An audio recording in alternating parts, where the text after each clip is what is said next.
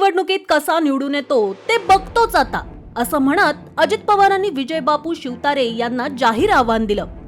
2019च्या विधानसभा निवडणुकीत विजय बापू शिवतारे यांचा पुरंदरमधून पराभव झाला.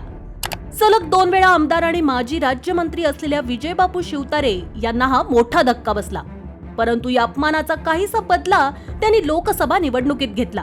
आधी उमेदवारी अर्ज दाखल केला, नंतर गुडघ्यावर टेकायला भाग पाडलं आणि शब्द देऊन निवडणुकीतून माघार घेतली.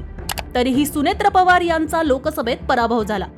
आता राज्यात ऑक्टोबर-नोव्हेंबर महिन्यात विधानसभा निवडणुकीचा बिगुल वाजणार आहे.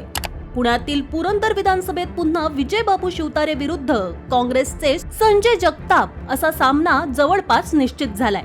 त्यामुळे विजय बापू शिवतारे यांचा पुन्हा गेम होणार की काँग्रेसचे संजय जगताप गड राखणार, याची चर्चा मतदारसंघात सुरू झाली आहे. पुण्यातील 21 मतदारसंघांपैकी पुरंदर विधानसभा मतदारसंघ देखील आपल्याकडे घ्या, अशी मागणी शिवसेना शिंदे गटाच्या नेत्यांनी महायुतीकडे केली आहे. यातच पुरंदरमध्ये शिवसेना शिंदे गटाची मोठी ताकद राहिली आहे. 2009 आणि 2014 साली सलग 2 वेळा शिवसेनेकडून विजय बापू शिवतारे निवडून आलेत. परंतु 2019च्या निवडणुकीत विजय बापू शिवतारे यांचा काँग्रेसच्या संजय जगताप यांनी पराभव केला.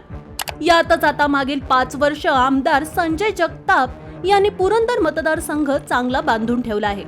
पक्षाचं संघटनही व्यवस्थित बांधून ठेवलं आहे. पक्षातील सगळ्याच नेत्यांना जगतापांनी जवळ ठेवण्याचा प्रयत्न केलाय. उगीचच वाद निर्माण होणार नाहीत.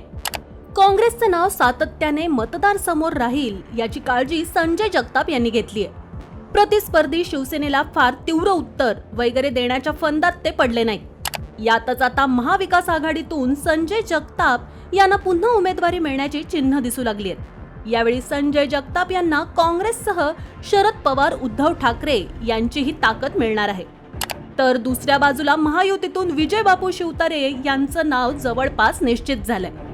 आता महायुतीत अजित पवार विजय बापू शिवतारे यांच्या बाजूने आहेत.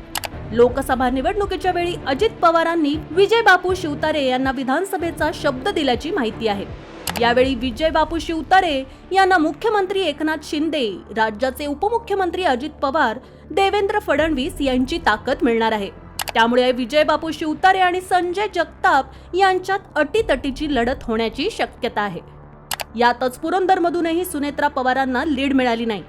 त्यामुळे अजित पवार बापू शिवतारे यांना मदत करणार का, असाही संशय व्यक्त केला जातोय.